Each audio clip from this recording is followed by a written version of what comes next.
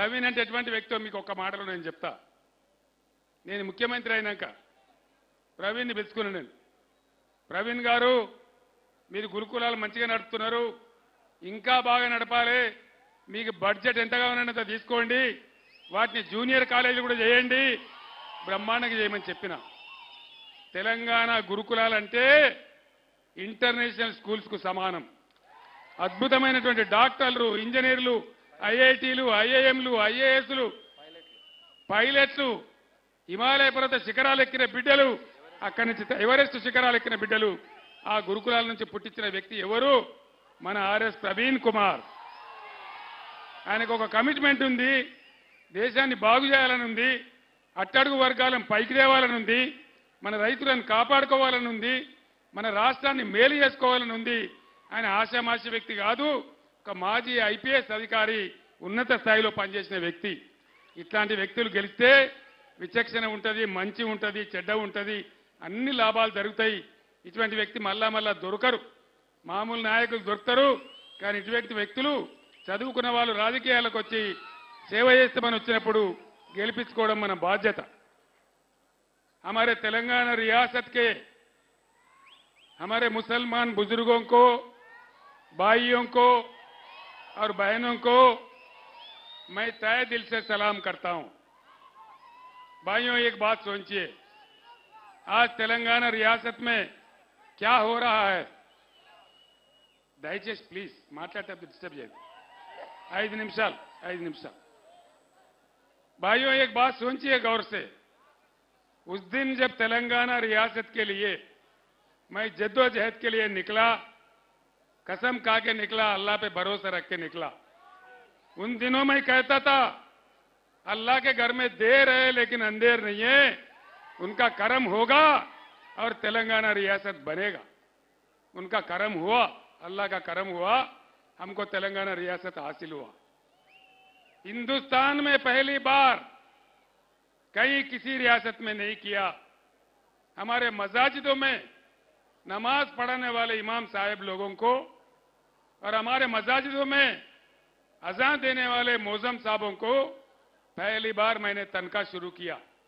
किसी रियासत ने नहीं किया. और तेलंगाना मुसलमान बच्चों के लिए, लड़कियों के लिए मैंने रेजिडेंशियल स्कूल खोला. आपके पास भी आया. कैसे अच्छा तालीम उन लोगों को मिल रहा है, ये आप देख रहे. आज क्या हो रहा है हमारे रियासत में, ये भी आप देख रहे. यहां टक्कर हमको बीजेपी को है, महबूब नगर में भी और यहां नागर कर्नूल में भी. मैं सच्ची बात बता रहा हूं. आप कहीं वहम में कांग्रेस को वोट देंगे तो यहां एमपी बीजेपी जीत जाएगा, कोई फायदा नहीं होगा, हमारे लिए बहुत बुरा होगा. इसलिए सारे मुसलमान दानिशमंद लोगों को, नौजवानों को, बुजुर्गों को मैं दरखास्त करता हूं, आज यहां बीजेपी नहीं जीतना चाहिए, यहां बीआरएस जीतना चाहिए. जो कि बीआरएस एक सेक्युलर पार्टी है, सेक्युलर तहरीक है. बिल्कुल एकदम जिंदगी भर के लिए हम सेक्युलर पार्टी बने रहेंगे. और हमारे नागर कर्नूल नशीद से जो हमारे कैंडिडेट है वो साहब का आईपीएस ऑफिसर है, दानिश्वर है, अच्छा आदमी है, लोगों के लिए हमदर्दी रखने वाले आदमी है. इसीलिए मैं आपसे दरखास्त करता हूं, हम ही जीत रहे. आज सुबह जो रिपोर्ट मिला मुझे, महबूब नगर और नागर कर्नूल दोनों नशिस्तों पर हम ही जीत रहे हैं, इसमें मुझे कोई शक नहीं है. बिल्कुल जीत रहे हैं. अगर आप लोगों का ताउन हो, भारी अक्सरियत से हमारे लोग कामयाब होंगे और आपके खिदमत में काम करेंगे. एक बात तो तय है, कोई कुछ कहे, मुद्दई लाख बुरा चाहा तो क्या होता है, वही होता है जो मंजूर खुदा होता है. इतना कहते हुए मैं आपसे रुखसत होता हूं. సోదరులారా, చివరిగా నాది ఒకటే మాట. ఆనాడు మీ అందరి అండదండలతోని 15 సంవత్సరాలు అన్నం తిన్నమో, అటుకులు బుక్కినమో, ఉపాసం ఉన్నమో, పోరాటం చేసి తెలంగాణ తెచ్చినాం. నా చావు కూడా తెగించి దీక్షపట్టి తెలంగాణ తెచ్చినాం. కానీ ఇలా ఈ రాష్ట్ర ముఖ్యమంత్రి ఏం మాట్లాడతాడని సంస్కారం ఏంది? కేసీఆర్ నీ గుడ్లు వేకి గోటీలు ఆడుకుంటా. నీ పేగులు తీసి మెడలేసుకుంటా, ఆఖరికత్తే నీ ముడ్డి మీద షెడ్డి కూడా గుంజుకుంటా.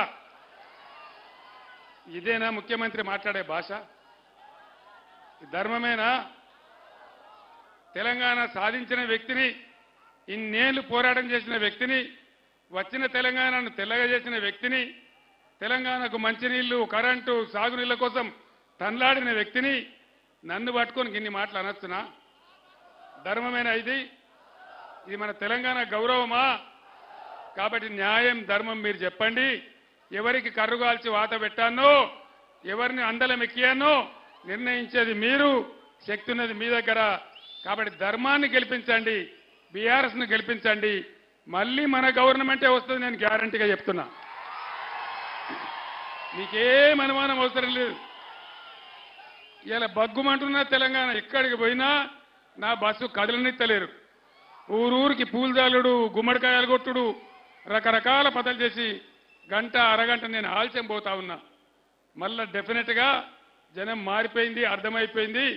ఈ ప్రభుత్వానికి ఒక సురుకు పెట్టాలి, వీళ్ళ బలుపు దించాలనేటువంటిది వచ్చింది. కాబట్టి ఏం అనుమానం లేదు, మళ్ళా మన ప్రభుత్వం వస్తుంది. డెఫినెట్గా బ్రహ్మాండంగా మన తెలంగాణ, మన పాలమూరు పథకం అన్ని కూడా చేసుకుందాం. ఏం రందిపడే అవసరం లేదు. ప్రవీణ్ కుమార్ గారిని గెలిపిమని కోరుకుంటూ నేను సెలవు తీసుకుంటా ఉన్నా. జై తెలంగాణ, జై తెలంగాణ.